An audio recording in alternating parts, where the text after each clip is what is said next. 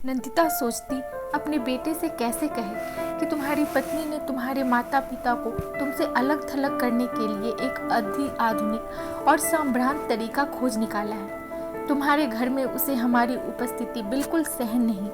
क्या सच में राजीव नेहा के इस व्यवहार में छुपी मानसिकता को समझ नहीं पाता? नेहा अभी ऑफिस में थी। राजीव थोड़ा जल्दी घर आ गया था। ऐसे अवसर कम ही होते थे। नंदिता ने बात छेड़ दी। सोच रहे हैं थोड़े दिन प्रिया के यहाँ हो आए। नंदिता को लगा राजीव रुकने के लिए कहेगा। राजीव ने कुछ नहीं कहा क्योंकि वह जानता था घर में सब कुछ असहज था।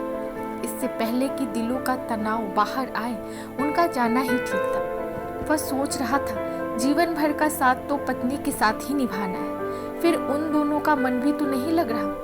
उनसे रुकने के लिए न कह पाने की असमर्थता का अपराध बोध था उसे, पर इतना ही बोला, हाँ ठीक है चले जाइए, फिर यहाँ आना ही है। बिना कहे बहुत सी बातें समझ आ जाती है, खासकर अपनों के बीच। राजीव ही उन्हें स्टेशन छोड़ने आए। नेहा ऑफिस चली गई थी। राजीव ने माँ के हाथों में कुछ रुपए जबरदस्ती रख दिए। माँ की आंखों में आंसू देखकर न जाने कहां से उसकी आंखों में भी आंसू पलकों पर ही ठहर गए। पैर छूने झुका तो मोहन जी ने उसे गले लगाते हुए सारे गिले शिकवे पीछे छोड़ दिए। अगले दिन दोनों प्रिया और दामाद विनय के घर पे थे। प्रिया के जुड़वा बच्चे सौरभी और सुरभि के साथ पूरा घर अस्त व्यस्त था।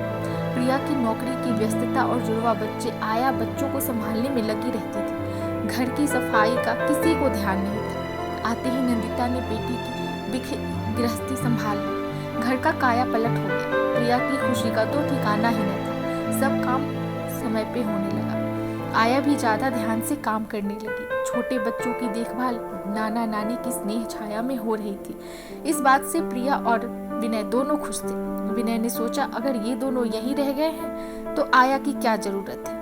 उसने अपने मन की बात नंदिता के सामने रख दी तो उसने भी सोचा विनय ठीक ही कह रहा है।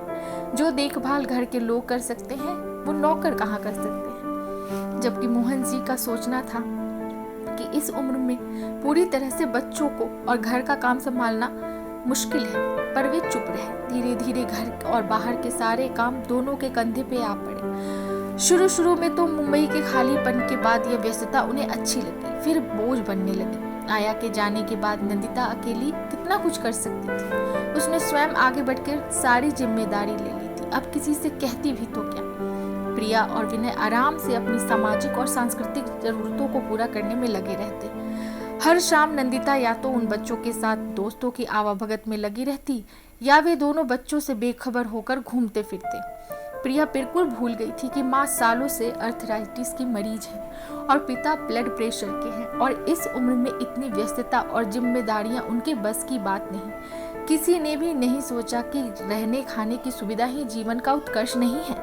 इसके अलावा भी दोनों की जरूरतें या आशाएं हो सकती हैं। मोहन जी को शामली का अपना घर याद आता था। सुबह उठकर गर्म चाय और नंदिता के साथ न्यूज़पेपर पढ़ना और कई खबरों पर बात करना जो उनके रिटायर्ड जीवन का एक हिस्सा हो गया था, अब असंभव था। कैसे फंस गए थे वे और नंदिता यहाँ। एक दूसरी ही जेल थी।